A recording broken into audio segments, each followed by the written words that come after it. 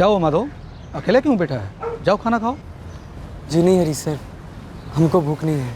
भूख नहीं है? बीमार उमार हो क्या? नहीं सर, बस भूख नहीं है। द्विवेदी जी, हम कई दिन से देख रहे हैं कि माधव अवस्थी खाना नहीं खा रहा है। जरूर कोई बात इसे अंदर ही अंदर खाई जा रही है। खाना नहीं खाता? ये क्या बात हुई?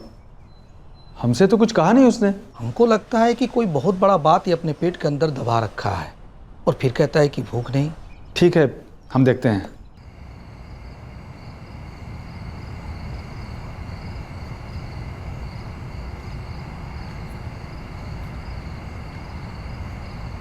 माधव। जी सर। अरे माधव, ये हो क्या रहा है? उपवास है, भूख हड़ताल? दरअसल हम कुछ पैसे जोड़ रहे हैं सर। भूखे रहकर? खाने पीने के खर्चे के बाद तनख्वाह कुछ नहीं बचती। खाओगे नहीं तो तुम भी नहीं बचोगे। फिर ये तनख्वाह किस काम की? माधव, बात क्या है? इरादे क्या हैं? सर, पैसे हम खुद के लिए नहीं, अपनी अम्मा के लिए जोड़ रहे हैं। जमानत करवानी है उसकी। 19 साल से जेल में सड़ रही है वो। एक बार बाहर की दुनिया दिखाना चाहते हैं उसे। माधव, तुम अपनी माँ के लिए जो कर रहे हो वो बिल्कुल सही है, लेकिन अपने आप के साथ जो कर रहे हो वो बिल्कुल गलत।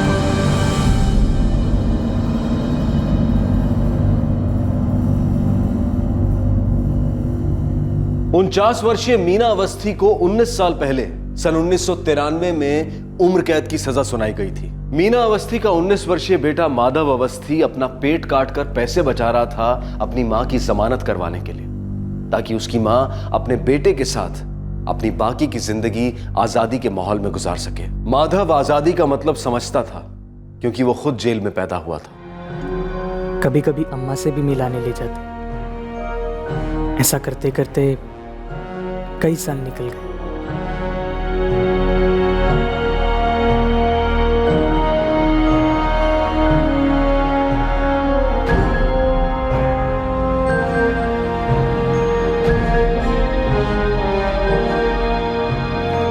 अबे ओ माधव, अभी के अभी मैडम बुलाई है, चलो भागो। माधव, तुम अगले हफ्ते 18 साल के हो रहे हो। जी मैडम। देखो, हम 18 साल के ऊपर यहाँ किसी बच्चे को नहीं रख सकते। जी। हम तुम्हें एक संस्था में भेज देंगे। वहाँ तुम रह भी सकते हो और वो लोग तुम्हें कुछ काम भी सिखा देंगे। कब जाना होगा मैडम? तो 7वीं पास हो? पूरी 8वीं भी कर ली है सर, बस पर्चा नहीं दिया।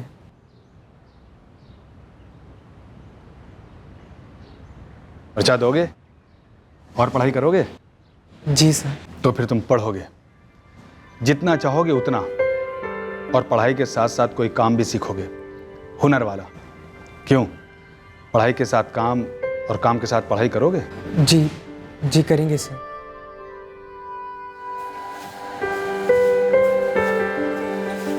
तो ये है हमारी जिंदगी, ये है हमारा काम, और काम करके अपनी अम्मा को दुनिया दिखाना चाहते हैं,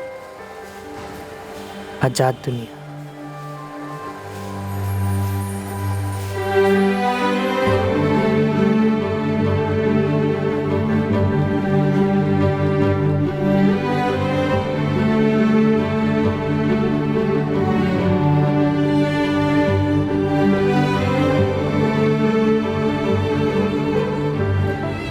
अम्मा,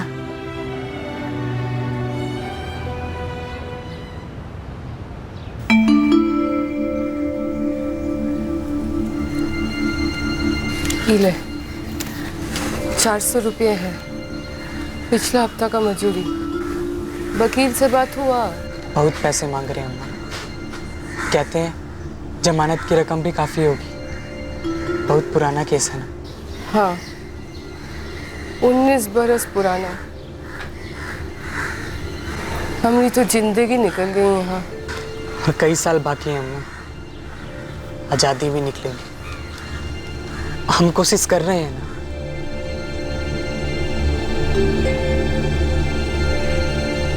मीना को जेल की सजा एक हत्या के केस में हुई थी। इस केस के बारे में माधव को कुछ ज्यादा मालूम नहीं था और उसकी मां का कहना था कि खुद उसे भी इस हत्या के बारे में ज्यादा कुछ नहीं पता था। आखिरकार उम्र कैद के 19वें साल में रिहाई की पहली किरण मीना अवस्थी की जिंदगी पर पड़ी, और वो भी एक दूसरे कैदी की बदौलत।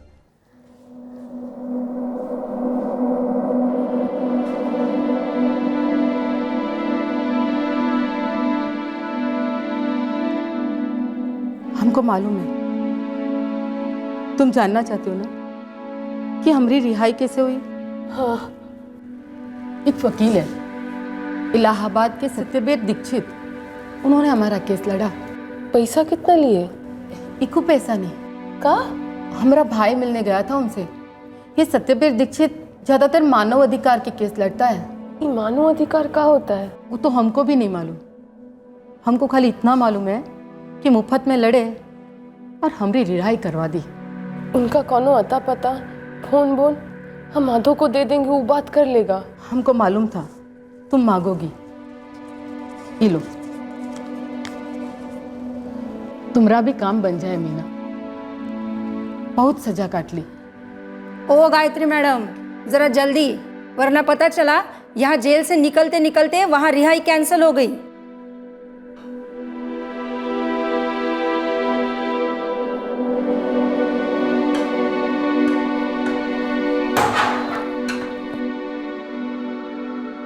तुम जाओगे ना इलाहाबाद? हम जाएंगे हम। वो गायत्री है ना जिसकी जमानत हुई, वो भी हमारी तरह उम्र कैद की सजा काट रही थी। इन्हीं वकील ने मदद की, वो भी बिना एक पैसा लिए। हम आज ही इनको फ़ोन करते हैं अम्मा। सत्यवीर दीक्षित। मीना, मिलने का टाइम खत्म।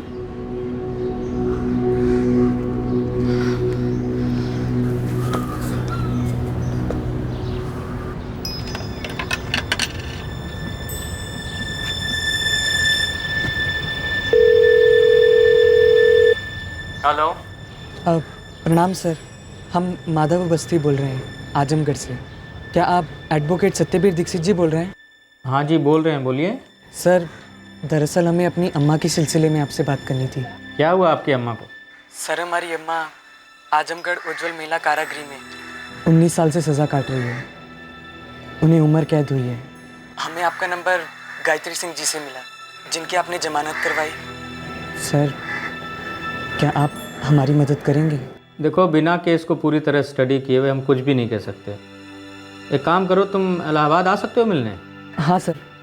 कब आए आपसे मिलने?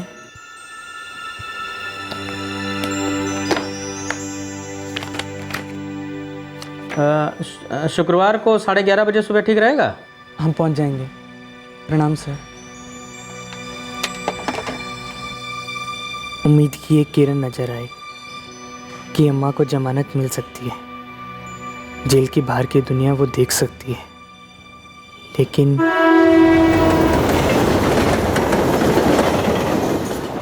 हमें नहीं पता कि हमारी अम्मा ने कत्ल किया भी था या नहीं। हमने कभी पूछा नहीं और अम्मा ने भी नहीं बताया। सर, हम जेल के अस्पताल में पैदा हुए थे। 4 साल की उम्र में हमें बाल कर भेजा गया।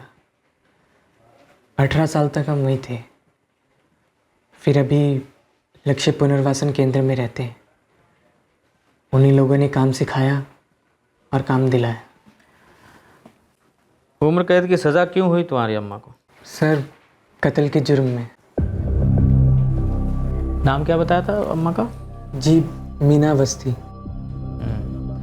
अच्छा, कहाँ की थी तुम्हारी अम्मा? मतलब कहाँ, जुर्म कहाँ हुआ, गिरफ्तारी कहाँ हुई, कुछ पता है? कुछ नहीं मालूम सर, और ना हमने कभी जानने की कोशिश की। देखो माधव, अभी तक तुम्हारी दी जानकारी के अनुसार हमें ये पता चला है कि तुम्हारी माँ का नाम मीना अवस्थी है, जो इस वक्त उज्जवल महिला कारागार में उम्र कैद की सज़ा भोग रही हैं पिछले 19 सालों से। हैं, हम इसका केस पेपर निकलवा लेंगे। सर, हमारे पास ज़्यादा पैसे नहीं हैं। पैसे के बारे में कुछ मत सोचो अभी, पहले एक बार केस देख लेते हैं क्या, फिर बात करेंगे। जमानत होगी ना अम्मा की? बगैर केस को स्टडी किए हम कुछ नहीं कह सकते माधव। अगर जमानत होने लायक केस रहा तो पूरी ताकत लगा देंगे, तुम निश्चिंत रहो, ठीक है? हम और अम्मा, बस हम दोनों ही एक दूसरे के, और हमारा कोई नहीं है सर। मोबाइल नंबर बताओ अपना। अभी हम लिए नहीं है सर, पर जहाँ हम रहते हैं वहाँ के सर हैं द्विवेदी जी, हम उनका नंबर आपको दे देते हैं। ठीक है, यहाँ लिख दो।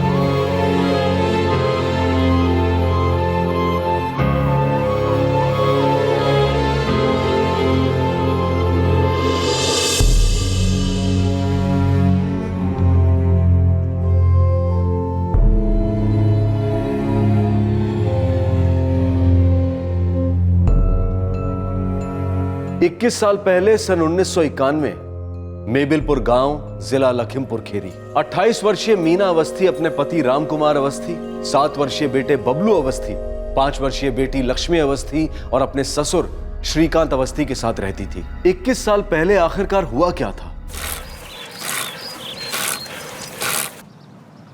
पापा पापा पापा पापा, हम भी चलें आपके साथ? हम चौराहे से वापस आ जाएंगे। अच्छा आजा, जल्दी आजा, बैठो।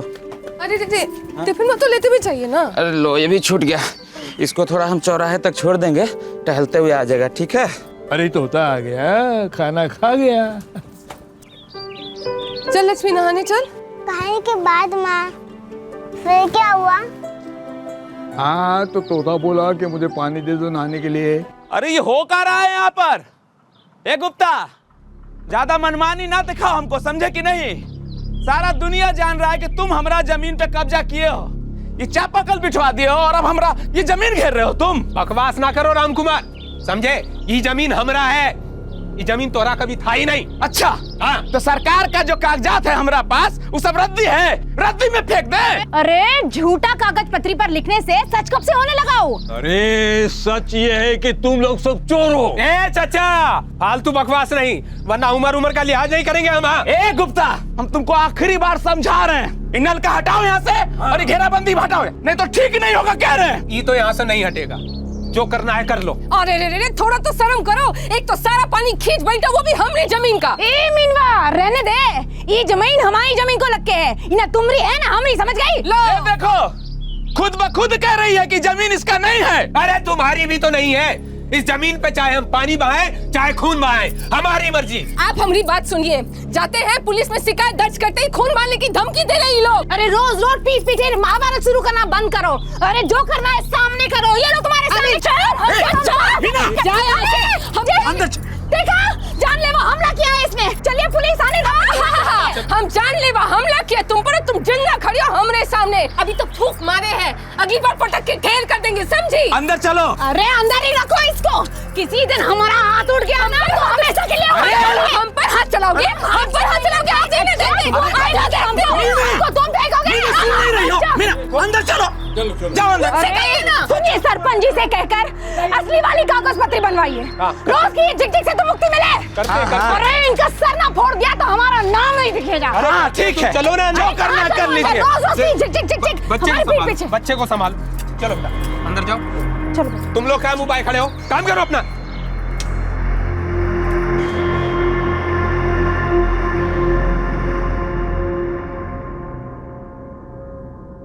योर ऑनर, इन दोनों परिवारों का झगड़ा गहरी दुश्मनी में बदल गया और ये दुश्मनी जानलेवा बन गई। योर ऑनर, मैं अपना पहला गवाह रामदास भटनागर को बुलाना चाहूंगा। जिसने मीना अवस्थी को कत्ल के बाद अंधेरे की तरफ भागते हुए देखा। हाँ रामदास, कत्ल की रात तुमने क्या देखा था? साहब जी, हम उस दिन खेतों से काम करके घर वापस आ रहे थे। बहुत देर रात हो गई थी साहब। तभी हमने एक बच्चे की रोने की आवाज़ सुनी। माँ, नहीं, नहीं।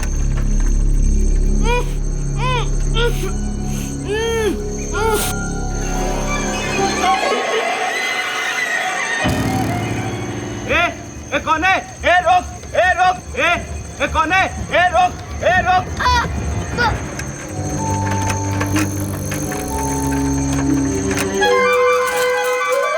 सुंदर भैया, ओ सुंदर भैया, सुंदर भैया, बउआ उठ।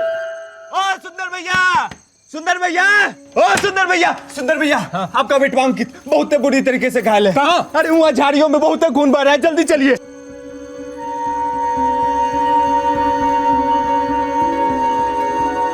क्या हुआ जी? हमको क्या पता, उधरे सब भाग के गया है।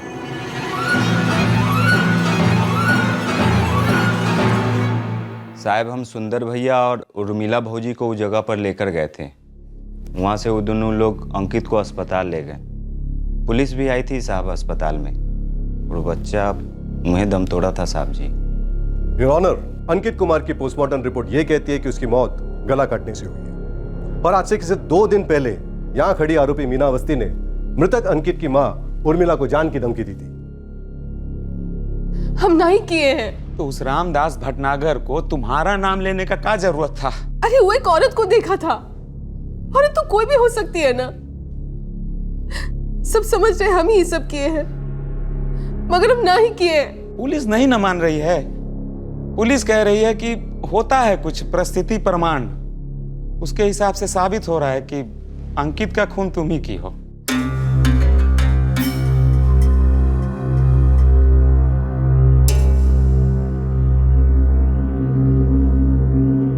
इस केस में सर्कमस्टेंशियल एविडेंसेस इस बात को काफी स्पष्ट रूप से साबित कर रहे हैं कि कथित आरोपी मिसेस मीना अवस्थी दोषी हैं। ये कोर्ट श्रीमती मीना अवस्थी को 6 वर्षीय अंकित कुमार के मर्डर केस में दोषी करार देती है और उन्हें उम्र कैद की सजा सुनाती है।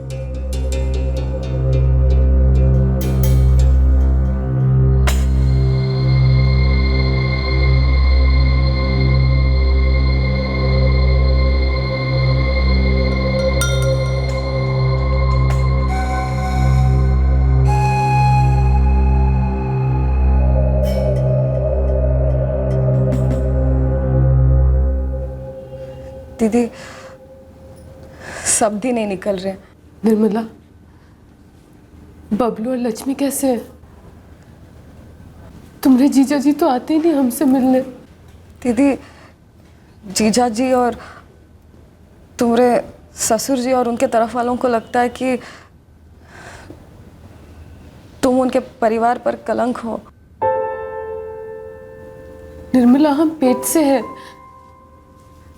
तुम्हारे जीजा जी हमसे कहे थे कि हमारे लिए अच्छे से अच्छा वकील करेंगे। दीदी, वो तो होने से रहा। वैसे भी आज के बाद शायद हमारे लिए भी आना मुश्किल हो जाएगा। हमारी सास ने कहा है कि ये आखिरी बार है। आज के बाद कोनो नाता नहीं रखना है तुमसे। दीदी, तुम्हारे बारे में पूरा गांव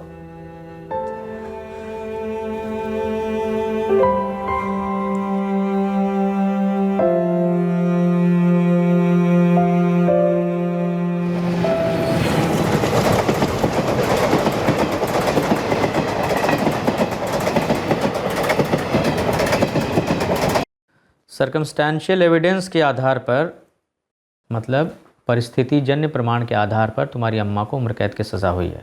इस फैसले को चैलेंज भी किया जा सकता था, कोई अड़चन नहीं थी इसमें। अच्छा, तुम निर्मला मौर्य मतलब अपनी मौसी को, अपनी माँ की छोटी बहन को जानते हो? जी नहीं सर, अम्मा ने कभी कुछ बताया नहीं। तुम्हारी माँ के इस केस को हाई कोर्ट में चैलेंज किया जा सकता था आज से 19 साल पहले ही, लेकिन कोई सामने आया नहीं, ना तुम्हारे पिताजी ना तुम्हारे दादाजी। अच्छा, तुम्हें पता है कि नहीं, तुम्हारी एक बड़ी बहन भी है, बड़ा भाई भी है, जो अब तुम्हारे जैसे बड़े हो गए होंगे। हमारे भाई बहन है? हाँ। देखो, जब तुम्हारी माँ की गिरफ्तारी हुई थी ना, तुम उनके पेट में थे। हमें बड़ी हैरानी हो रही है, क्यों नहीं बताई ये सब बातें। खैर, जाने दो। देखो, अभी हमें करना ये है कि हम तुम्हारे बिहाफ में कोर्ट में एक एफिडेविट दायर करेंगे। उसके लिए तुम्हारा पहचान पत्र लगेगा। कुछ है तुम्हारे पास ऐसा डॉक्यूमेंट, ऐसा कोई प्रमाण पत्र जिससे ये पता चले कि तुम मीना अवस्थी जी के ही बेटे हो? नहीं सर। माधव का जन्म जेल के हॉस्पिटल में हुआ था, लेकिन फिर भी उसका बर्थ सर्टिफिकेट बनना चाहिए था, जो कि नहीं बनवाया गया था। इस केस में ऐसी कई चीजें थीं जो अजीब थीं और pro bono lawyer Satyavir Dikshit को खटक रही थी।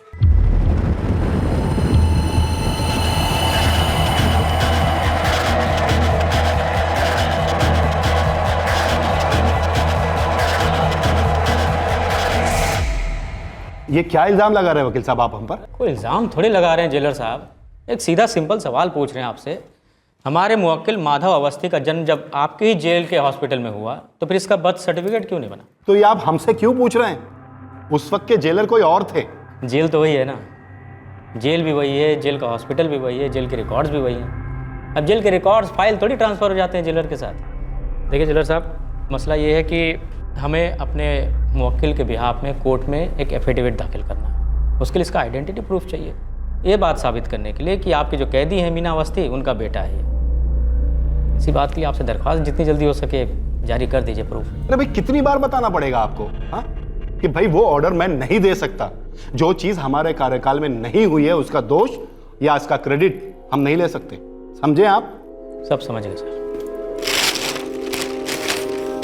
अब ये क्या है? ये है 94 की केस की फाइल। ये देखिए,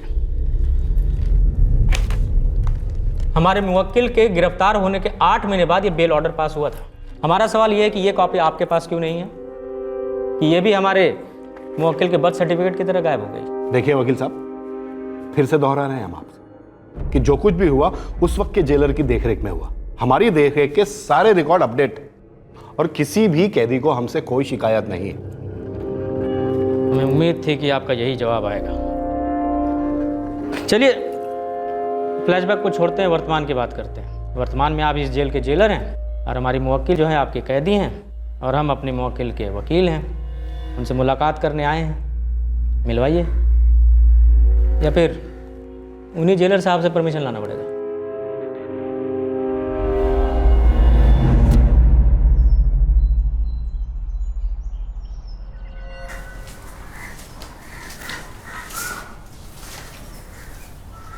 अम्मा, ये हैं वकील साहब सत्यवीर दीक्षित जी। तुम इनसे मिलना चाहती थी ना, देखो ये खुद ही तुमसे मिलने आ गए। नमस्कार, बैठिए।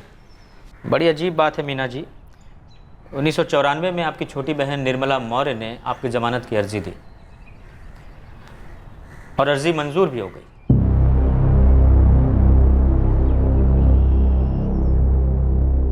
श्रीमती मीना अवस्थी की तरफ से कोर्ट में कोई है? यह लगातार तीसरी बार हुआ है कि श्रीमती मीना अवस्थी की बहन निर्मला मौर्य द्वारा फाइल की गई मीना अवस्थी की बेल एप्लीकेशन को रिप्रेजेंट करने वाला कोई नहीं है और उसे चैलेंज करने वाला भी कोई नहीं है। इसलिए यह कोर्ट श्रीमती मीना अवस्थी की बेल एप्लीकेशन को मंजूर करती है और उन्हें बेल ग्रांट करती है, ये देखते हुए कि उनका 3 महीने का एक बच्चा है। शायद सरकारी वकील को आपके केस में खास दिलचस्पी नहीं थी, इसीलिए आपकी जमानत का विरोध करने के लिए कभी कोर्ट में पेश ही नहीं हुआ। देखिए, यह है बेल ऑर्डर आपका 1994 का, लेकिन हैरानी की बात यह है कि यह बेल ऑर्डर जेल अधिकारियों तक कभी पहुंचा ही नहीं, ना ही निचले कोर्ट से कोई जज आया आपका हाल चाल लेने, जबकि उनका कानूनी फर्ज है। हमारी बहन निर्मला, उसको उसके ससुराल वाले कहे थे हमसे रिश्ता तोड़ने के लिए, फिर भी हमारी जमानत की अर्जी दी होगी। शायद बेचारी अदालत में पेश नहीं हो पाई होगी और ना ही हमको बता पाई होगी। लेकिन आपके पति रामकुमार अवस्थी को तो सामने आना चाहिए था, वो अपने बेटे को लेके जाते, अपने साथ रखते, ये उनका कानूनी फर्ज है। कोई नहीं आया साहब, ना कोई बचाने आया और ना ही कोई मिलने। बस यही आता रहा और इतना बरस में पहला बार आप आए हैं सर। अच्छा, आपको क्या लगता है लखीमपुर खीरी डिस्ट्रिक्ट के मोबिलपुर गांव में ये सब लोग मिल जाएंगे? आपके पति राम कुमार अवस्थी, बड़ा बेटा बबलू अवस्थी और लक्ष्मी आपकी बेटी, मतलब इनसे जाके मिला जा सकता है?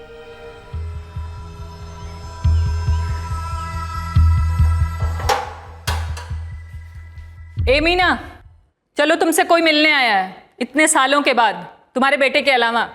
कौन? चल के खुद ही देख लो। सजा के 13 साल बाद पहला बार कोई हमसे मिलने आया था और शायद आखिरी बार।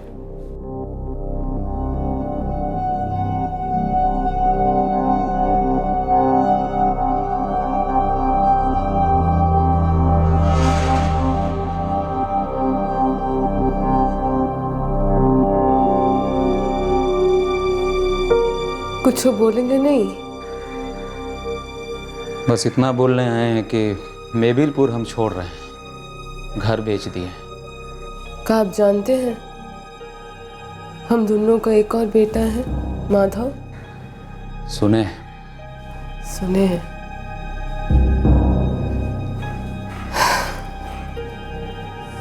तो बाल गृह में रहता है, आपको देखेगा तो खुश होगा। अपने बाबा को, अपने भाई बहन के साथ रहेगा तो खुश रहेगा। देखो मीना, 8 साल पहले हमने दूसरी शादी कर ली, 2 बच्चे भी हैं हमारे। और हमरे तो बच्चे,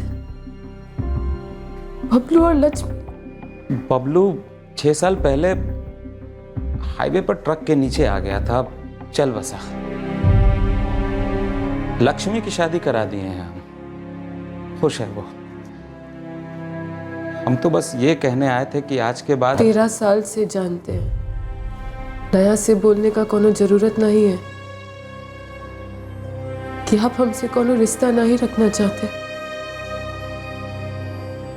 पर माधव आपका खून है, उसका यहाँ कोई नहीं है, तो जेल में पैदा हुआ। देखो मीना, हम चाह कर भी उसको अपने साथ नहीं लेकर जा सकते। हमारे अपने 2 बच्चे हैं, खुशहाल जीवन जी रहे हैं। मेरी पत्नी नहीं मानेगी। हाँ, जो बात तुम 13 साल से जान रही हो, बेहतर होगा उसे जीवन भर के लिए जान लो कि अब हमारा और तुम्हारा कोई रिश्ता नहीं है और हम कभी मिलने नहीं आएंगे।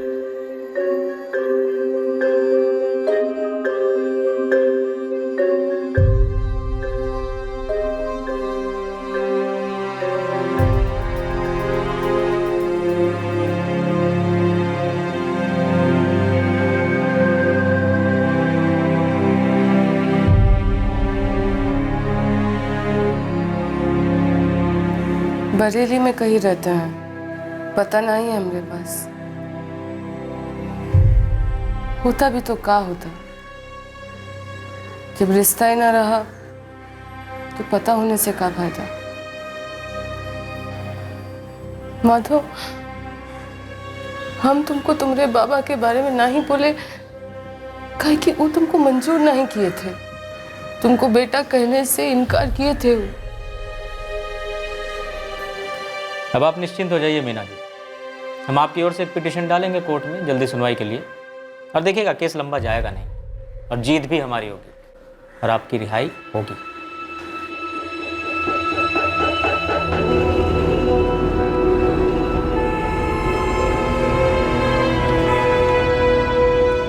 इलाहाबाद कोर्ट में तुम्हारी अर्जी डाल दी है, जैसे से बात आगे बढ़ेगी बताते रहेंगे, है ना?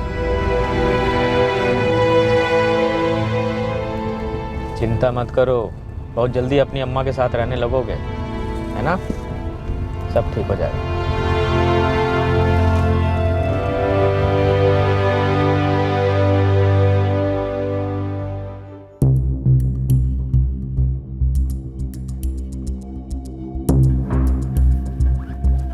योर ऑनर, हमारे क्लाइंट मीना अवस्थी जी पिछले 19 साल से जेल में उम्र कैद की सज़ा भुगत रही हैं। उनका बेटा है ये माधव अवस्थी।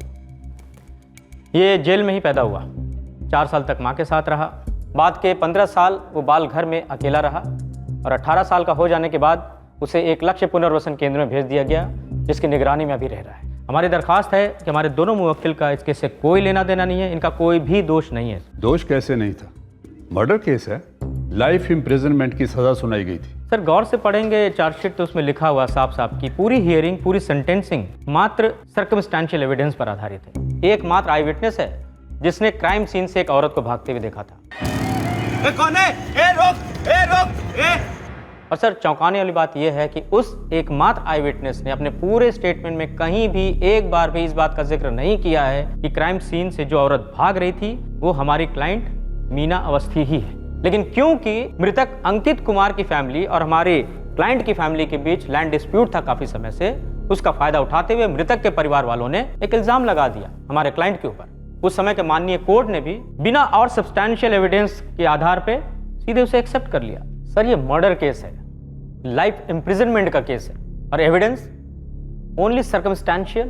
तो मीना अवस्थी बेल एप्लीकेशन करती, इतने साल क्यों लगे? आज से 19 साल पहले सन 1994 में हमारे क्लाइंट की छोटी बहन निर्मला मौर्य ने अर्जी डाली थी, लेकिन लगातार 3 सुनवाई तक ना तो प्रोसिक्यूशन की तरफ से कोई आया ना ही डिफेंस की तरफ से। तो तत्कालीन जज महोदय ने 5000 की श्योरिटी के आधार पर एक बेल ऑर्डर भी पारित किया था। तो फिर क्या सर, कुछ नहीं हुआ।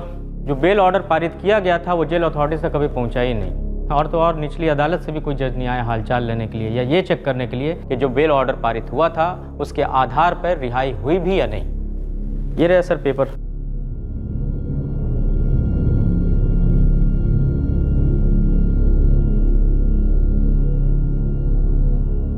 बेल की एप्लीकेशन करने वाली निर्मला मौर्य बतौर गारंटर सामने आई नहीं, 5000 की श्योरिटी भरी नहीं गई। हाँ सर, वो एक्चुअली हुआ ये कि निर्मला मौर्य जी ने हिम्मत तो दिखाई, मानवता के नाते अर्जी डाली बेल के लिए, लेकिन उनके ससुराल वालों ने पाबंदी लगा दी उन पर, तो बेल की आगे की प्रक्रिया वो पूरी कर नहीं पाई। और हमारे क्लाइंट के जो पति हैं राम कुमार अवस्थी जी, वो कभी सामने आए ही नहीं। उन्होंने ये मान लिया कि सज़ा हो गई है तो पूरे ख़ानदान पे कलंक लग गया है। सर बाकी लोगों ने तो जो किया तो किया ही, लेकिन हमारे अपने लीगल और एडमिनिस्ट्रेटिव सिस्टम ने सबसे ज़्यादा नाइंसाफ़ी की हमारे क्लाइंट के साथ। देखिए ना सर, मात्र 5000 के मुचलके के नहीं भरे जाने के एवज में 19 साल से सज़ा भोग रही हैं। एकाकी जीवन, दर्द, डर, इसकी सज़ा सिर्फ हमारे क्लाइंट को ही नहीं मिली है बल्कि उनके निर्दोष बच्चे माधव अवस्थी को भी मिली है। 19 लॉन्ग मिजरेबल ईयर्स। दूसरी बात यह है योर ऑनर कि समाज, परिवार और कानून ने तो जो नाइंसाफ़ी की वो तो की ही हमारी मीना अवस्थी जी के साथ, लेकिन उनके निर्दोष बच्चे को भी नहीं छोड़ा। जैसा कि हमने पहले बताया था, इसका जन्म जेल के हॉस्पिटल में ही हुआ। 4 साल तक माँ के साथ रहा, फिर बाद के 15 साल अकेले बालघर में रहा और जब 18 का हो गया तो एक लक्ष्य पुनर्वसन केंद्र में भेज दिया गया, जिसकी निगरानी में वो आज भी रह रहा है। माँ, बाप, भाई बहन के होते हुए भी एक बच्चा अनाथ, एक यतीम की जिंदगी जी रहा है। और ये 19 साल की सज़ा सिर्फ हमारे क्लाइंट मीना अवस्थी को ही नहीं मिली, ये सज़ा उनका निर्दोष बेटा माधव अवस्थी भी झेल रहा है। योर ऑनर, हम अपने क्लाइंट मीना अवस्थी और माधव अवस्थी की तरफ से आपसे दरख्वास्त करते हैं कि इन्हें आगे की ज़िंदगी साथ बिताने दी जाए, एक बेहतर ज़िंदगी का मौका दिया जाए, इन्हें इनका मानवाधिकार मिले। और सबसे बड़ी बात सर, हमारे क्लाइंट मीना अवस्थी की रिहाई माधव अवस्थी के लिए भी उसके अनाथ होने से, उसके यतीम होने से रिहाई होगी। That's all my Lord. Madhav, हमने शुरुआत तो अच्छी कर दी है। हमारी अम्मा की जमानत होगी ना सर? जमानत की मांग तो हमने की ही नहीं है, हमने रिहाई की मांग की है, पूरी रिहाई की। बैठो। सर, आपने हमारी अम्मा का केस पढ़ा, आपसे एक बात पूछते हैं, क्या हमारी अम्मा ने किसी का कत्ल किया था? देखो, ये पूरा केस जो है सर्कमस्टेंशियल एविडेंस पर आधारित है। तुम्हारी अम्मा ने शुरू से ही कत्ल से इनकार किया है, पर हाँ, उस अंकित कुमार नाम के बच्चे का कत्ल हुआ ज़रूर था। पुलिस इन्वेस्टिगेशन, चार्जशीट और कोर्ट का फैसला, तीनों में तुम्हारी अम्मा को गुनहगार बताया गया। हालांकि हम उस पर नहीं जा रहे हैं। हमारे लिए मुद्दा ये इम्पॉर्टेंट है कि तुम्हारी अम्मा को बेल मिलनी चाहिए थी जो नहीं मिली, कि उनका हक था। तुम्हें एक बेहतर ज़िंदगी मिलनी चाहिए थी जो तुम्हें नहीं मिली, ये तुम्हारा हक है। तो हम हकों की लड़ाई लड़ रहे हैं, किसी के आगे रहम की भीख नहीं मांग रहे। जी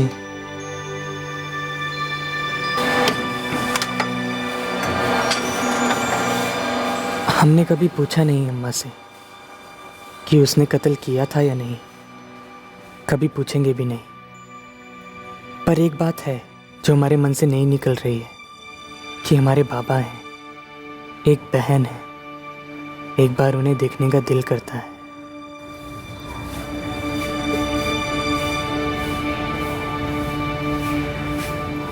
बरेली बोले थे और कुछ नहीं कहे। कभी मन करता है कि मिले उनसे, कभी मन करता है कि एक बार देखें उनको, फिर सोचते हैं कि वो बुरा मान जाएंगे। बाबा चाहते ही नहीं है उनको। क्या फर्क पड़ता है? तुम हमरा बेटा हो, तुम्हारे माँ बाबा दोनों हम ही हैं। वो तो कभी थे ही नहीं हम दोनों के लिए, और जौन आदमी कभी था ही नहीं उसका का गम करना।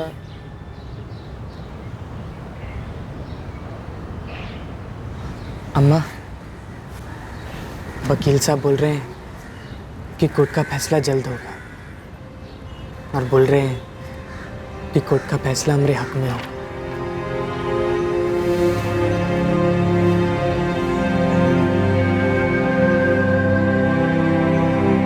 बढ़िया होगा, ऐसा होगा तो। ये सारा संघर्ष उसी के लिए तो है ना। अम्मा की रिहाई के बाद क्या हम उनको यहाँ ला सकते हैं रहने के लिए? हमारे पास और कोई जगह नहीं है। फिक्र मत करो माधव, हम कोई ना कोई इंतजाम कर देंगे। जब तक रहने की जगह नहीं है तब तक तुम दोनों यहाँ रह सकते हो। धन्यवाद सर।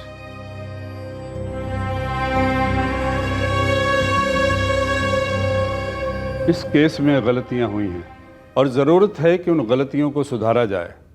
यह कोर्ट मीना अवस्थी की तुरंत रिहाई का ऑर्डर देती है और इस पिटीशन को बतौर पब्लिक इंटरेस्ट लिटिगेशन मानते हुए स्टेट के सारे डिस्ट्रिक्ट जेल के उन सभी केसेस में स्टेटस रिपोर्ट का ऑर्डर देती है जिनमें कैदियों को बेल का हक मिला ही नहीं या फिर बेल के बाद उनकी रिहाई हुई नहीं।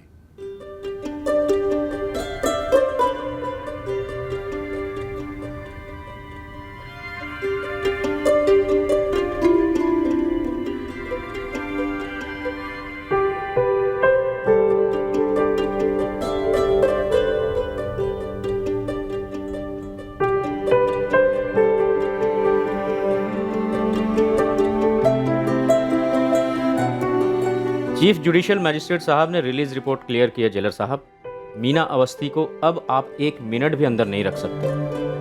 रिहाई तो हो चुकी है। जेलर साहब, क्या आप ही हमारी अम्मा को दे सकते हैं?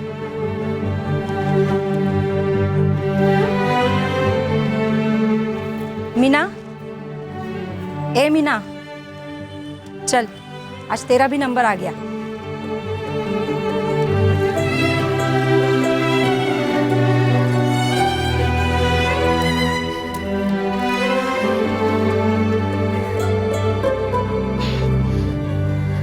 सच्ची? आज आज हमारी रिहाई का दिन है? ये तुम्हारे बेटे ने दिया है तुम्हारे लिए।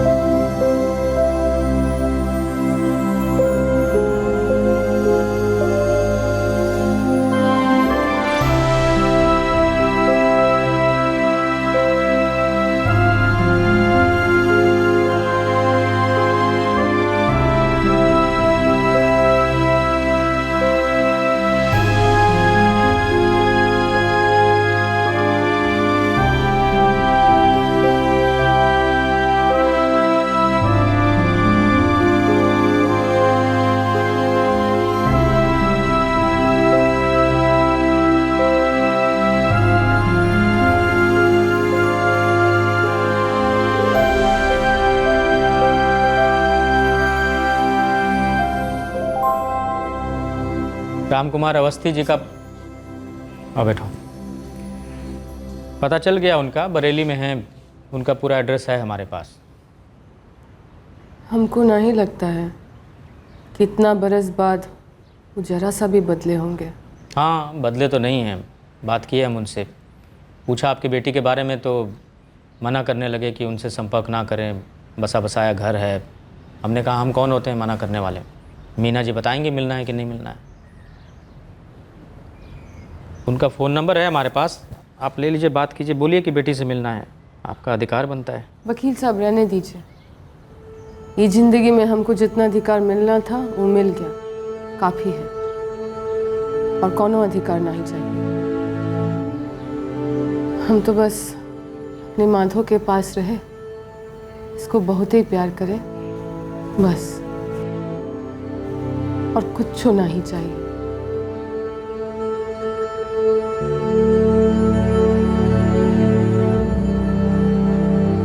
मीना के पति रामकुमार ने मीना से दूर हुए 7 साल पूरे होने के पहले ही दूसरी शादी कर ली थी, जबकि उन दोनों के बीच में लीगल सेपरेशन नहीं हुआ था। वकील की सलाह पर मीना ने अपने पति से मुआवजे, लिविंग एक्सपेंस और एक घर की मांग की थी, जहां वो अपने बेटे माधव के साथ रह सके। रामकुमार ने मीना और माधव को अपनी प्रॉपर्टी में आधा हिस्सा दे दिया। फिलहाल मीना और माधव मीना के पति रामकुमार के बरेली वाले घर के एक हिस्से में रहते हैं, और दूसरे हिस्से में रामकुमार अपनी दूसरी पत्नी और उसके बच्चों के साथ रहता है। माधव इस वक्त एक प्राइवेट सेक्टर में काम कर रहा है। मीना और माधव की तरफ से प्रशासन से भी अपील की गई है कि मानव अधिकार आयोग द्वारा मां बेटे को कॉम्पनसेशन प्रदान किया जाए। बड़े दुख की बात है कि प्रशासन के कुछ अधिकारियों की लापरवाही की वजह से मीना के हक की जमानत उससे वंचित रही, और उससे भी ज्यादा दुख की बात यह है कि ये कोई इकलौता केस नहीं है। आजादी के 68 सालों के बाद भी आज हमारे देश में ऐसे हजारों केसेस हैं जहां हर रोज इस वक्त किसी की रिहाई रोकी जा रही है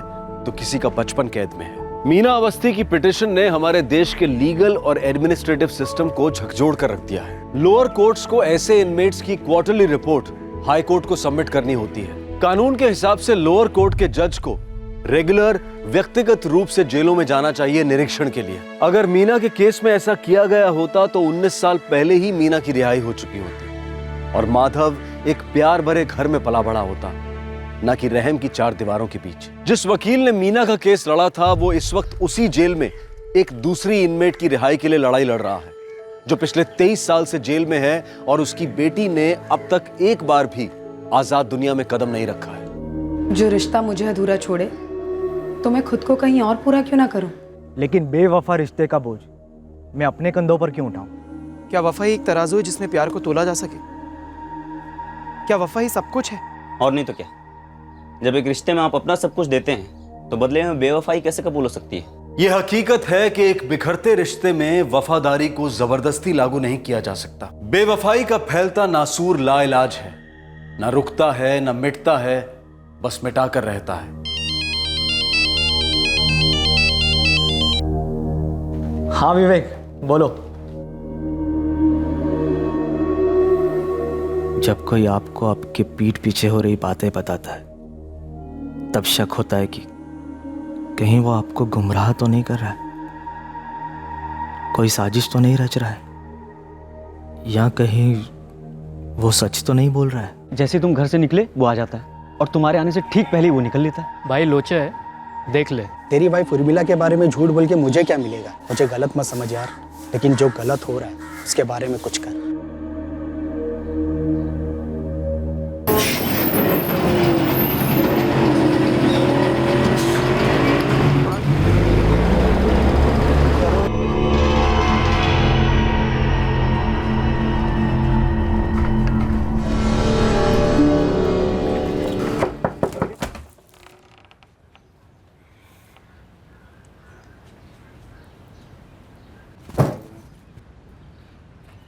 वो कौन है? कौन कौन है? वही जो मेरे घर से निकलने के बाद मेरी जगह लेता है और मेरे आने से पहले घर से निकल लेता है। क्या हुआ, कुछ बोलना नहीं चाहती हो या बोलने के लिए कुछ है ही नहीं उर्मिला? क्या बोलूं हरीश, यही कि मैं तुम्हारे साथ अब खुश नहीं हूं। यही कि अब मेरे दिल में तुम्हारे लिए प्यार नहीं है। या तो तुम मेरी बीवी हो सकती हो या फिर उसकी जो भी। प्यार भले ही घटता हो पर रिश्ते बट नहीं सकते उर्मिला। हरीश, मुझे सोचने के लिए थोड़ा वक्त चाहिए। सोचने के लिए वक्त चाहिए उसे, मतलब वो मेरे और उसके बीच चुनने वाली है।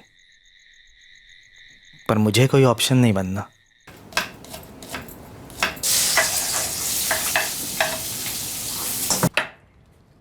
उर्मिला, मेरे घर से निकल जाओ।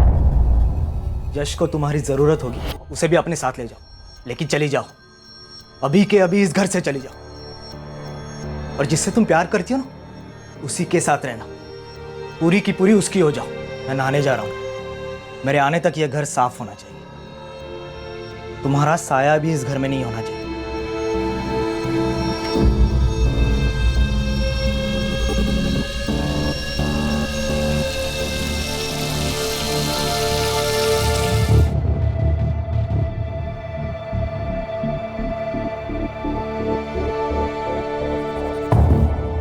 मैं उस आदमी का ना नाम जानना चाहता था ना ठिकाना।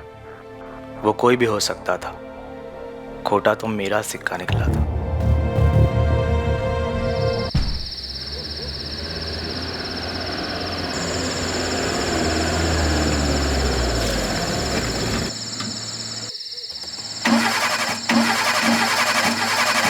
अरे यार, पार्क में फिर से धोखा देंगे।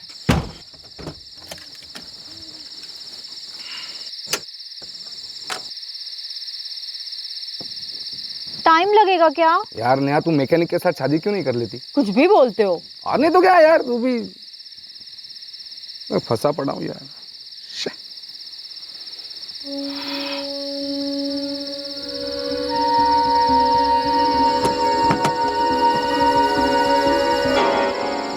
पंकज, अब क्या हुआ? वो आदमी। आदमी? कौन आदमी है? कहाँ?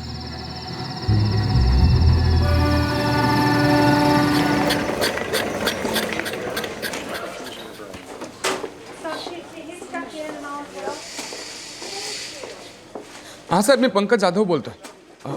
एक्चुअली सर, मुझे अभी एक आदमी मिला, वो गगन नगर ब्रिज के यहाँ बहुत बुरी तरह घायल है सर। मैं उसे वो डीएल हॉस्पिटल लेकर आया हूँ।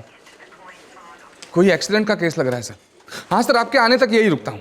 एक्चुअली सर, मेरी गाड़ी बंद पड़ गई थी बीच रास्ते, तो मैं गाड़ी ठीक कर रहा था, तब मेरी वाइफ ने, ये मेरी वाइफ है नेहा, इसने उसे देखा फर्स्ट टाइम। वो कुछ बोलना चाह रहा था पर बोल नहीं पा रहा था, और उसका गला, सर बहुत बुरी तरह चोट लगी थी उसके गले पर। आप लोग हमारे साथ अगर वो जगह दिखा सकते हैं।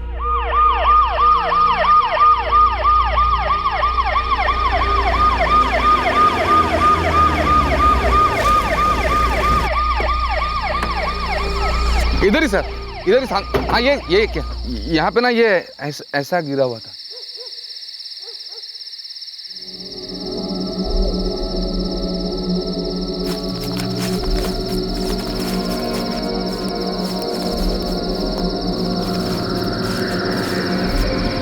नहीं बचा पाया।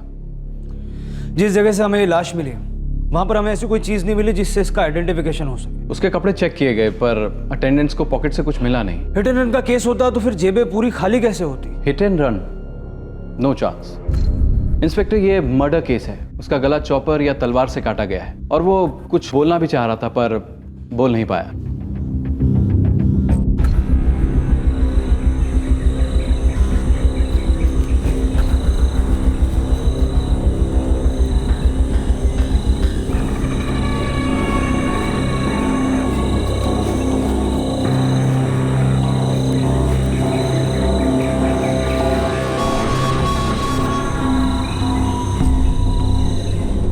ब्लड सैंपल में अल्कोहल के ट्रेसेस मिले और जहर भी। तो मौत जहर की वजह से हुई? नहीं, पॉइजन की मात्रा अधिक है बॉडी में, लेकिन मौत हुई है हेमरेज से। मतलब पहले जहर देकर मारने की कोशिश की गई? चूहे मारने वाला जहर था बॉडी में। विक्टिम की एज 23 से 24 के बीच।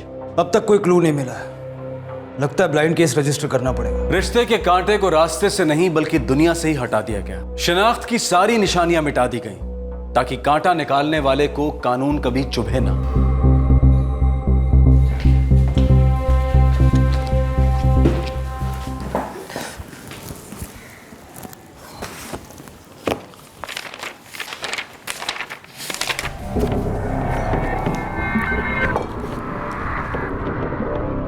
साहब, एक दिनेश मौर्य की एक मिसिंग कंप्लेंट हुई है और शक्ल हमारे यहाँ रजिस्टर हुए केस से मिलती है। मिलती तो है। कंप्लेंट किसने फाइल की थी? इसके माँ बाप आए थे। मिसिंग कंप्लेंट कल दर्ज हुई और बॉडी परसों मिली। कल रात को बोल के गया था कि किसी फ्रेंड के घर जा रहा है। साहिब, वो कल रात से घर नहीं आया है और उसका फोन भी नहीं लग रहा है। आपका बेटा दिनेश मौर्य काम क्या करता है? जी वो फोटोग्राफर है, कई मराठी अखबार में उसके फोटो भी छपते हैं। ठीक है, आपकी मिसिंग कंप्लेंट दर्ज कर देता हूँ।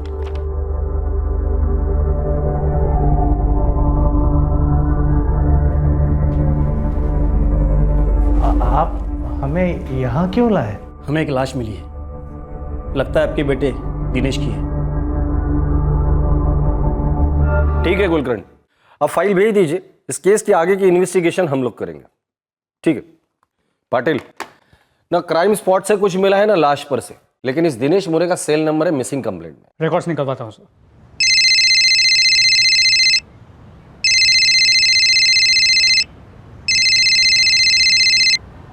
हेलो जी हाँ, अरुण भंडारे बोल रहा हूँ। भंडारे दिनेश मौर्य को तो जानते ही होगे तुम। हाँ हाँ, वो फोटोग्राफर दिनेश मौर्य ना। हाँ, 12 जून की शाम 7:30 बजे तुमने उसे फोन किया था। 12? हाँ हाँ किया था सर, फोन किया था मैंने और मिला भी था दिनेश से रात को उसी दिन। क्या हुआ सर? सर जानता था, मतलब एक दोस्त ने मिलवाया था सर। ये अपना मौर्य फोटोग्राफी वगैरह करता है ना फ्रीलांस में, तो मेरे पास एक शादी का काम आया था, उसी सिलसिले में मिला था मैं दिनेश मौर्य से। हुआ क्या है सर उसको? मर्डर हुआ है। क्या बोल रहे हैं सर? जिस रात को तुम उसे मिले थे 12 जून, उसी रात मर्डर हुआ है। लेकिन सर मुझे उसके बारे में कुछ मालूम क्यों नहीं पड़ा? मुझे कुछ नहीं मालूम सर। मिले कहाँ थे तुम दोनों? बार में बैठे थे सर, बियर मार रहे थे।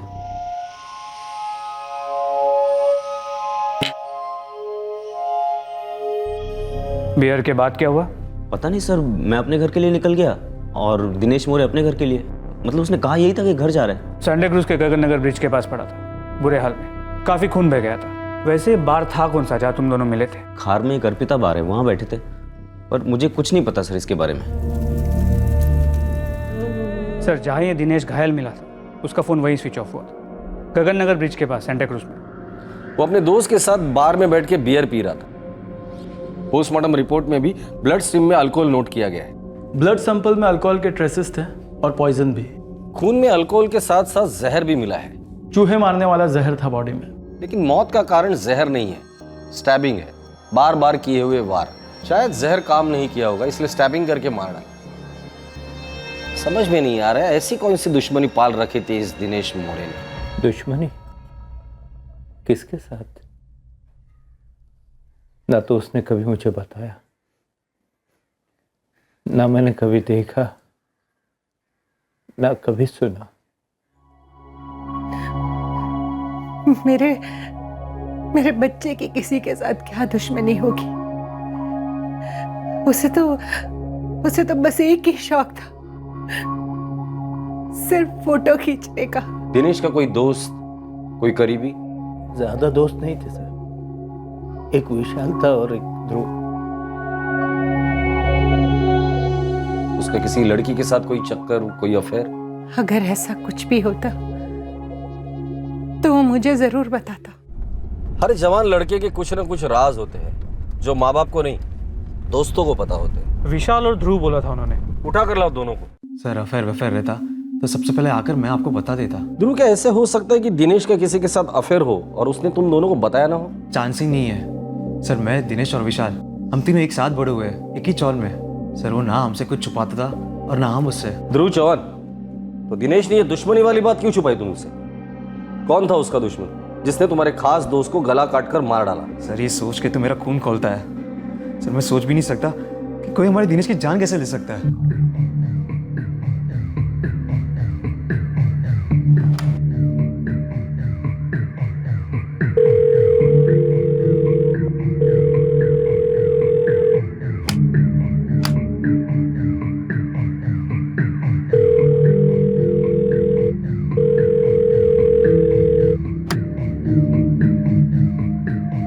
हाँ साहब, दिनेश और मैं करीबी दोस्त थे। दिनेश का कोई करीबी दुश्मन था? दिनेश को किसने मारा होगा और क्यों? कुछ गलत किया होगा शायद उसने। क्या गलत किया होगा? पता नहीं सर, पक्का कुछ पता नहीं। ठीक है, जो कुछ कच्चा पता है वही बता दे। सर दिनेश का अफेयर था। तो क्या मैंने तुझे कभी ये कहा कि मुझे उससे मिलने से मत रोक? देख देख भाई देख, मैं जानता हूँ कि तू ये चाहता है कि मैं रिश्ते से पीछे हट जाऊँ, वो मैं समझ सकता हूँ। शायद तेरी जगह मुझे भी यही लगता, लेकिन क्या उर्मिला भी यही चाहती है? अगर उर्मिला ने मुझसे कहा ना कि दिनेश तेरे मेरे बीच में जो भी हो खत्म, तो मैं जबान देता हूँ, खत्म। क्या रे दिनेश, क्या लफड़ा ये? पूछ मत यार, दिमाग की दही हो गई है। उर्मिला कौन है ये?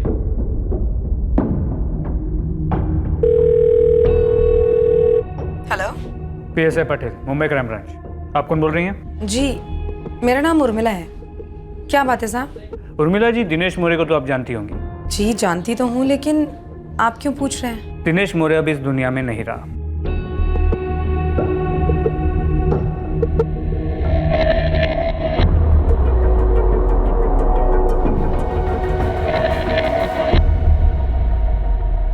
विशाल, ये उर्मिला कौन है?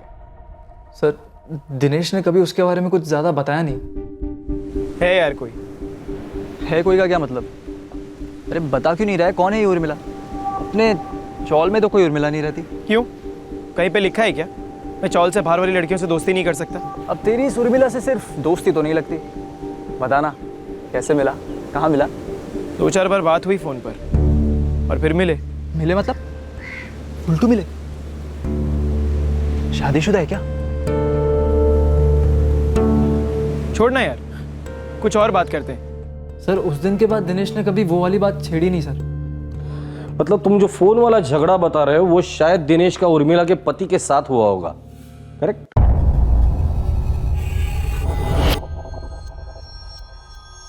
पता नहीं सर, दिनेश ने कुछ बोला नहीं। सर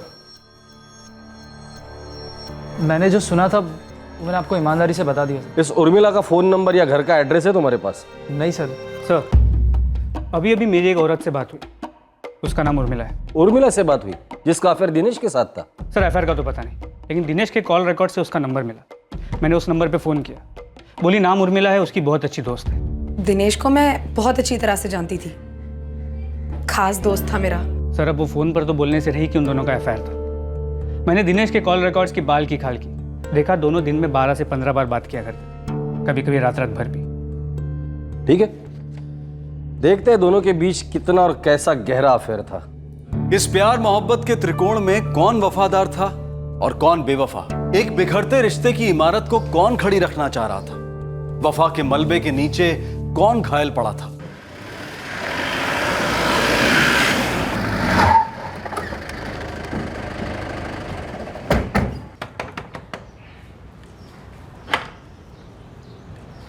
उर्मिला जी। जी आपके और दिनेश मोरे के बारे में कुछ बात करनी थी। यश बेटा जरा बाहर जाके खेलो। बेटा? जी यश जूनियर केजी में पढ़ता है। यश के पापा कहाँ हैं? 3 साल पहले यश के पापा हरीश गायकवाड़ को मैंने छोड़ दिया था। यश को तुम्हारी जरूरत होगी, उसे भी अपने साथ ले जाओ, लेकिन चली जाओ। तो दिनेश मोरे आपका बहुत अच्छा दोस्त था, है ना? सबसे अच्छा दोस्त। उसकी खबर सुनकर। खबर दरअसल ये है उर्मिला जी, दिनेश मोरे का मर्डर हुआ है। देखिए, अगर आपको ऐसा लगता है कि दिनेश मोरे के मर्डर के बारे में मैं कुछ भी जानती हूँ तो ये सच नहीं है। आप दोनों का अफेयर था? जी अफेयर तो था, लेकिन उसके मर्डर के बारे में मैं कुछ नहीं जानती। आज ही पता चला कि अब वो नहीं रहा। आप दोनों मिले कैसे? एक रॉन्ग नंबर से 1 साल पहले। सॉरी, लगता है आपने गलत नंबर लगा दिया है। मैं वो नहीं हूँ जिससे आप बात करना चाहते हैं। अब तकदीर ने नंबर मिला ही दिया है तो एक ऑफर रखना था आपके सामने। कैसा ऑफर? दरअसल मैं एक फोटोग्राफर हूँ और अपने दोस्त का फोटोग्राफी स्टूडियो चलाता हूँ। हमारे यहाँ काम बहुत बढ़ गया है और हमें एक रिसेप्शनिस्ट की ज़रूरत है।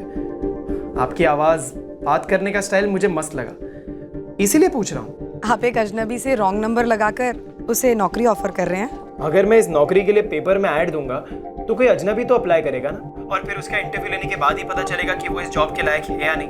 आपका तो इंटरव्यू हो गया और आप सिलेक्ट भी हो गई, तो क्या कहती हैं आप? फिर 2-4 बार और फ़ोन कॉल्स हुए, लेकिन इस बार रॉन्ग नंबर नहीं।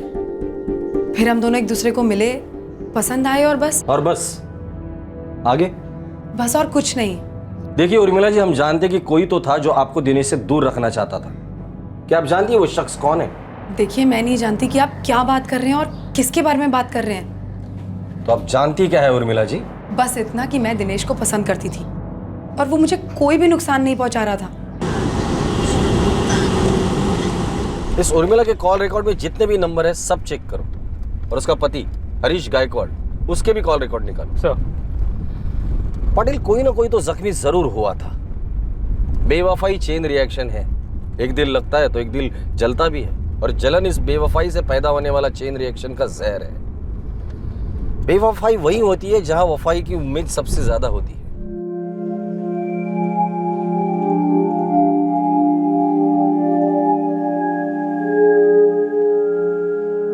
जी सर, अभी पहुंच रहा हूं। नहीं सर, मैं किसी दिनेश मोरे को नहीं जानता था। उर्मिला को तो जानते होंगे, कभी तुम्हारी बीवी हुआ करती थी वो। अगर सच में उसे जाना होता तो या तो वो मेरी बीवी होती या हमारी कभी शादी नहीं हुई होती। मेरे लिए वो बिल्कुल अजनबी है। मेरे बेटे यश की कोई बात हो तो बोलिए, मैं उससे कभी भुला नहीं पाया हूँ। तुम्हारा बेटा यश और तुम्हारी बीवी दोनों सलामत है। एक बात बताओ, 3 साल पहले तुम्हें उर्मिला ने क्यों छोड़ा था? उसने मुझे नहीं छोड़ा था, मैंने उसे घर से बाहर निकाला था। क्यों निकाला था? क्योंकि घर 2 लोग मिलकर बनाते हैं, तीसरे के आने से वो कुछ और ही बन जाता है। पर तीसरा आ गया तुम्हारे घर में, बड़े तीर चले होंगे ना सीने पर? हाँ चले, पर दिल को जख्मी नहीं खाली कर दिया उन तीरों ने। जब उर्मिला ने मुझसे वक्त मांगा ताकि वो मेरे और उसके बीच में चुनाव कर सके, वो आखिरी तीर। प्यार का हर एक कतरा साफ हो गया दिल से, और मैंने उसे घर से साफ कर दिया। दूसरे दिन घर से निकाल दिया मैंने उसे। तब से आज तक मैं उससे नहीं मिला हूं। दिनेश मोरे की शक्ल याद है तुम्हें, या उस पहले वाले आशिक की? उनसे कभी फोन पर बात नहीं हुई और ना ही मुलाकात। उर्मिला तुम्हारे बच्चे की माँ थी, और बच्चों को माँ की जरूरत होती है, इसलिए शायद माँ के आशिक को तुमने मारा हो। सर, अगर आपको मेरे खिलाफ कोई भी सबूत मिले तो मुझे गिरफ्तार कीजिए, फांसी दे दीजिए, लेकिन प्लीज मेरे सूखे जख्मों को कुरेदिए मत। मेरा जवाब नहीं बदलेगा, पर आपका वक्त जरूर बर्बाद होगा। चलता हूं सर।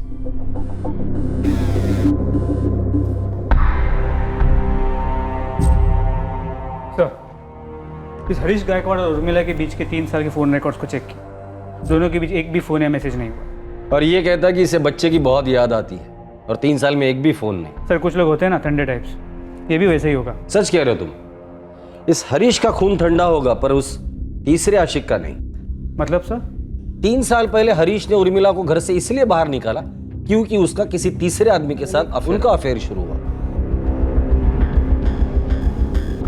तब ये तीसरा आशिक घायल हुआ होगा, और उसने जख्म का बदला कत्ल से लिया होगा। सर, लगता है तीसरा शायद यहाँ मिलेगा। उर्मिला के कॉल रिकॉर्ड में एक नंबर उस आदमी का जरूर होगा। दिनेश के साथ उसका फोन पर झगड़ा हुआ था, मतलब दिनेश के कॉल रिकॉर्ड में भी उसका नंबर होगा। सर, लगता है हमें हमारा तीसरा आदमी मिल गया।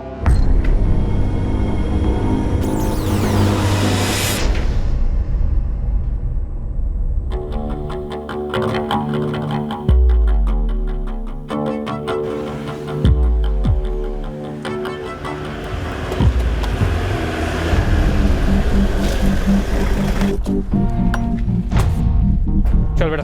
क्या हुआ सर? चल। क्या हुआ सर? चल। मैंने कुछ नहीं किया था सर। आज शपथ मैंने कुछ नहीं किया। शपथ लेके आई को क्यों टपका रहा है? चल, पुलिस मैंने कुछ नहीं किया। बताइए तो मुझे लेके क्यों जा रहे हैं सर? चूहे मारने की दवाई कहाँ मिलती है वो पूछना इधर से। चल साहब, भाई शपथ साहब, मैं नहीं लाया वो दवाई, वो मेरा दोस्त करण लाया था। इस करण को हम कहाँ से लेकर आए?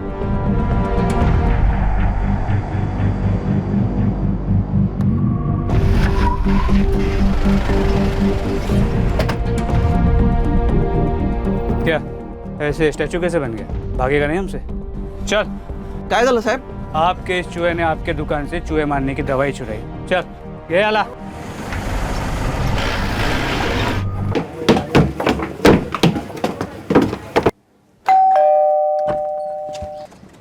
जी, क्राइम ब्रांच। सर, मेरे दोस्त दिनेश के बारे में कुछ पता चला क्या? हमने तुम्हारे 2 दोस्तों से गुफ्तगू की, एक पवन चाय वाला और दूसरा करण किराने वाला।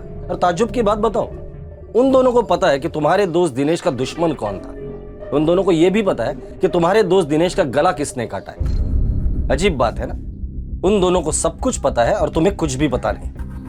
अरुण, तुम्हारे जैसे दोस्त अगर किसी को हो ना तो दुश्मनों की जरूरत ही नहीं है। ए दिनेश, ज्यादा ना बकबक मत कर। छोड़ दे मतलब छोड़ दे उर्मिला को। अरे क्यों का क्या मतलब है यार? तुझे पता है ना मेरा और उर्मिला का अफेयर चल रहा है। तो क्या कभी मैंने तुझसे ये कहा कि मुझे उससे मिलने से मत रोक? अरे तू होता कौन है मुझे या उससे कुछ कहने वाला? तेरी औकात ही नहीं है कुछ। देख देख भाई देख, मैं जानता हूँ कि तू ये चाहता है कि मैं इस रिश्ते से पीछे हट जाऊं। वो मैं समझ सकता हूँ, शायद तेरी जगह मुझे भी यही लगता। लेकिन क्या उर्मिला भी यही चाहती है? अगर वो कहती है कि हमारे बीच में जो कुछ भी था वो खत्म, तो मैं जबान देता हूँ, खत्म।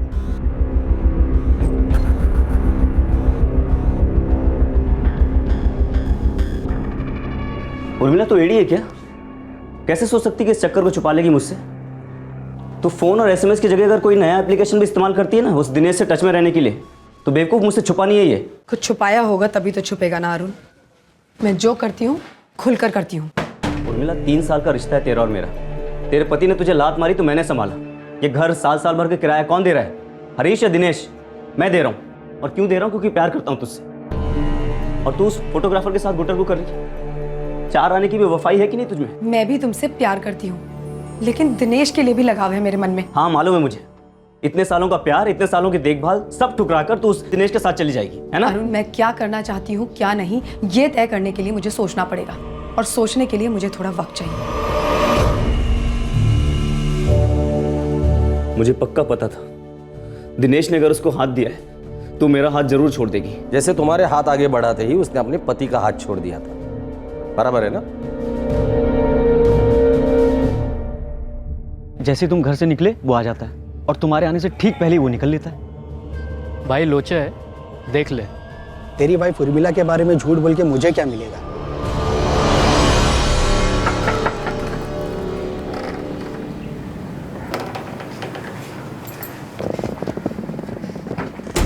एक जोड़ी कपड़े में आई थी छोटे से बच्चे के साथ। पूरा का पूरा घर खड़ा किया उसके लिए मैंने। ये सब अब याद आ रहा है तुझे, जब उर्मिला ने तुम्हारे साथ बेवफाई की? सर वो दिनेश उसके लिए ये सब कभी नहीं कर सकता था, और ना ही उसके साथ वफादारी करता। 1 नंबर का अय्याश था सर। अबे अरुण, तू धमकी दे रहा है या चुटकुला सुना रहा है? मुझे सचमुच हंसी आ रही है। यार धमकी वमकी मैं क्या दूंगा यार, मैं तो खुद मांडवली करना चाह रहा हूँ। एक काम करते हैं, मिलते हैं और मिट्टी डालते हैं इस बात पे। ये हुई ना मर्दों वाली बात। अब वो मेरी नहीं है तो ना सही, और तो उसको खुश रखेगा मुझे मालूम है। बस ये है कि एक बार फेस टू फेस बैठ के सब क्लियर कर देते हैं। अरे यार मैं भी तो वही चाहता हूँ। हाँ तो फिर मिलते हैं आज। आज? हाँ अभी। मैंने उस शाम को अपने सेठ से गाड़ी उधार ली थी।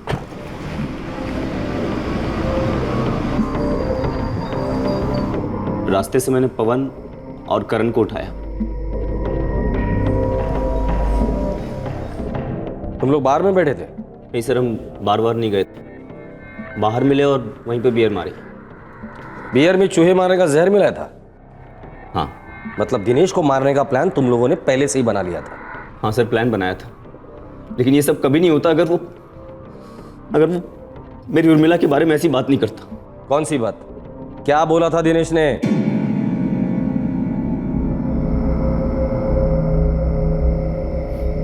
क्या रे अरुण, अपने दोस्त लोग को साथ में लेकर आया मेरे को ताकत दिखाने के लिए? काहे की ताकत यार, इनको भी बियर पीनी थी तो आ गए साथ में। मुझे ना दिनेश तुझसे एक ही सवाल पूछना है, ये उर्मिला को लेकर तेरा इरादा क्या है? अरे यार अरुण, अरे तू उर्मिला का प्रेमी है, बाप जैसे सवाल काहे को कर रहा है? क्योंकि एक सच्चा प्रेमी एक बाप की तरह देखभाल करता है अपनी औरत की, जैसे मैंने उर्मिला और यश की। देख यार, तेरा प्यार सच्चा है, अरे मेरा प्यार तो झूठा भी नहीं है। अगर तेरे को इतना दर्द हो रहा है तो मैं पीछे हट जाता हूँ यार। इतनी आसानी से पीछे हट जाएगा? ये बियर है, ठीक है, ठंडी है, बुलबुले दे रही है, मैं इसे पी रहा हूँ। ये मेरा रिश्ता है इस बियर के साथ। एक बार बियर खत्म हो जाएगी तो बॉटल फेंक दूंगा और नई बॉटल ले आऊँ। लेकिन हाँ, अगर ये बियर ठंडी नहीं होती, बुलबुले बैठ गए होते, तो भी बॉटल जरूर फेंक देता।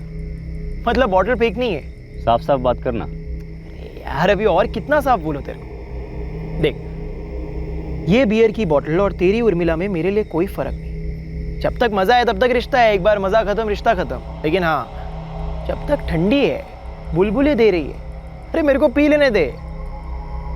देख मजा खत्म तो बॉटल फेंक दी। दिनेश की बातें सुनकर मेरे खून में गुस्से के बुलबुले फूटने लगे। वो मेरे प्यार उर्मिला के बारे में इतनी घटिया बातें कर रहा था, लेकिन मैंने अपना गुस्सा पी लिया। और अब बारी थी दिनेश की जहर पीने की। सुनने में अच्छा तो नहीं लग रहा जो तू बोल रहा है, लेकिन सुकून है कि कम से कम तूने अपने दिल की बात रखी। अब ना ये फैसला मैं उर्मिला पे छोड़ दूंगा। तेरे और मेरे बीच की जो दुश्मनी थी वो खत्म। अरे होनी भी नहीं चाहिए यार। और वैसे भी दुनिया में ऐसी कोई लड़की नहीं है जिसकी वजह से दो दोस्तों में दुश्मनी हो। सही कहा। तो इसी बात पे एक और बियर हो जाए, ठंडी बुलबुलाती हुई। अरे ये हुई ना बात।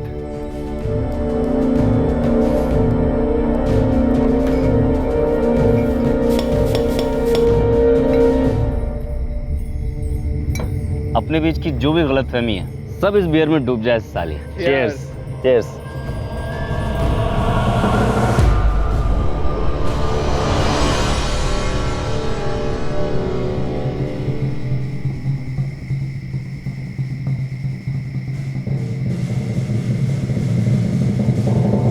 बोला मेरी उर्मिला बियर जैसी है, एक बार बुलबुला खत्म तो उठा के फेंक देगा साला। और वफादारी के नाम पे तेरे खून में 4 बुलबुले के आगे तूने दिनेश को मार डाला। अब शांत दिमाग से सोच अरुण, क्या हासिल किया तूने? हाँ, तू और तेरे ये दोस्त जिंदगी भर जेल में सड़ोगे। क्या अब भी तो उर्मिला से वफादारी की उम्मीद करता है?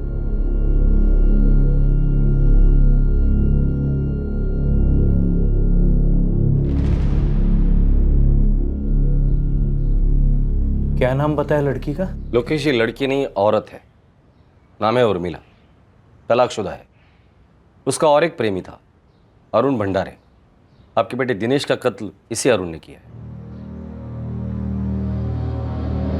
हमारा बेटा इस उर्मिला से प्यार करता था? मालती जी, प्यार का तो मुझे पता नहीं, पर हाँ, इन दोनों में रिश्ता जरूर था।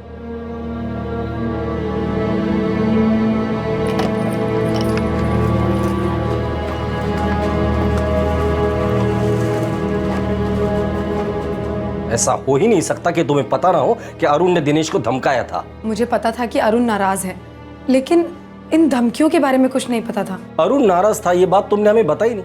इनफैक्ट तुमने अरुण के बारे में हमें कुछ बताया ही नहीं। अरुण भंडारे एक शख्स था जो दिनेश और तुम दोनों को जानता था। दिनेश सिर्फ एक अच्छा दोस्त था मेरा, हम दोनों की अच्छी जमती थी, लेकिन मैं कभी भी उसके लिए सीरियस नहीं थी। मैं आपको कैसे बताऊं ये? मत बताइए, हमारे काम की चीज ही नहीं ये जानना कि तुम दोनों के बीच क्या होता था और क्या नहीं। हमारे लिए ये चीज मायने रखती है कि तुम्हें पता था कि तुम्हारी बेवफाई ने किसी को गहरा जख्म दिया था, किसी को गुस्से में डुबोया था, किसी को इस बात का एहसास दिलाया था कि वो ठुकराया हुआ है।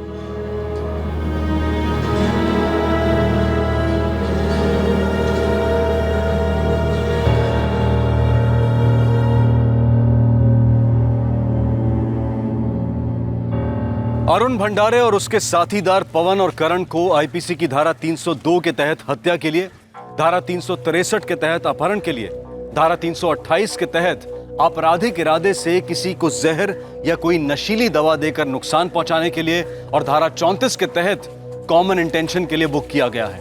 फिलहाल तीनों कानूनी हिरासत में हैं। हर इंसान को जिंदगी बतौर चुनौती कभी न कभी एक आईना दिखाती है। हरीश गायकवाड़ को आईने में साफ नजर आया कि उसकी पत्नी किसी और से प्यार करती है। उसने क्या किया? उसने उर्मिला को जाने दिया। और यही सच्चाई जब जिंदगी के आईने ने अरुण को दिखलाई तो उसने देखने से इनकार कर दिया। अपने विवेक और जमीर दोनों की आंखों पर पट्टी बांधकर वो सबसे बड़ा जुर्म यानी कि कत्ल करने पर उतर आया। तीसरी ओर दिनेश मोरे, इस नौजवान को आईने ने बखूबी इत्तला दी थी कि भले ही वो उर्मिला से प्यार नहीं करता, लेकिन उर्मिला का उस पर प्यार किसी और के प्यार का गला घोट रहा था। दिनेश को पता था कि वो खतरे से खेल रहा है, लेकिन वो उर्मिला के साथ खेलता रहा। टूटा रिश्ता अक्सर घायल भावनाओं का दर्पण होता है। रिश्तों में दर्द देने वाला खुद दर्द से नहीं बच सकता। बेहतर यही होता है कि दर्द को अपनी मंजिल ना बनाएं। घायल प्रेमी नया रास्ता चुने और अलविदा कहें उस रिश्ते को जो उस दर्द की जड़ है। आपसे फिर मुलाकात होगी क्राइम पेट्रोल सतर्क में एक और नए केस के साथ। तब तक अपना ख्याल रखें, सुरक्षित रहें, स्वस्थ रहें और याद रखें, सही वक्त सही कदम, सतर्क रहें। जय हिंद। इस तरह के और भी एपिसोड देखने के लिए हमारे चैनल को सब्सक्राइब करें और बेल आइकन दबाना ना भूलें।